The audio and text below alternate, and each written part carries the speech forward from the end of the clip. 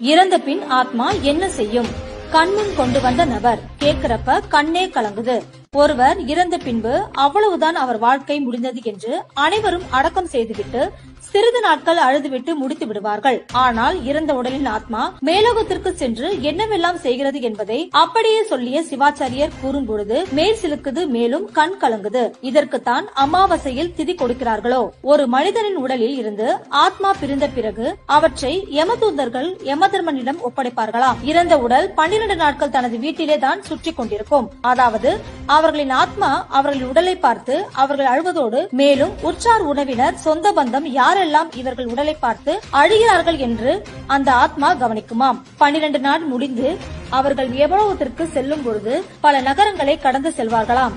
அப்பொழுது குடிக்க நீரோ சாப்பாடோ கிடைக்காதாம். அதற்குதான் அமாவாசைக்கு இறந்தவர்களை நினைத்து வீட்டில் படையல் செய்வது. ஏனென்றால் இறந்த ஆத்மா ஒரு வருடத்திற்கு ஒரு முறை வீட்டுக்கு வருமாம். நமக்கு ஒரு வருடம் என்பது அவர்களுக்கு ஒரு நாள் கணக்காம். அப்படி வரும்பொழுது அவர்களுக்கு வீட்டில் நாம் அவர்களை நினைத்து வழிபட்டு படைக்கும் சாப்பாட்டை ஆவலுடன் சந்தோஷத்துடன் சாப்பிட்டு செல்வார்களாம். இப்படி சென்ற பிறகு யமலோகத்தில் யமதர்மர் கேட்பாராம், உங்கள் வீட்டில் இன்று சாப்பாடு கொடுத்தார்களா என்று. சிலர் வீட்டில் வைப்பார்கள், சிலர் வீட்டில் வைக்க மாட்டார்கள். அப்படி வைக்காவிட்டால் என்னுடைய வீட்டில் இன்று சாப்பாடு கொடுக்கவில்லை என்று கூறியவுடன் அவர்களது வீட்டில் யமதர்மன்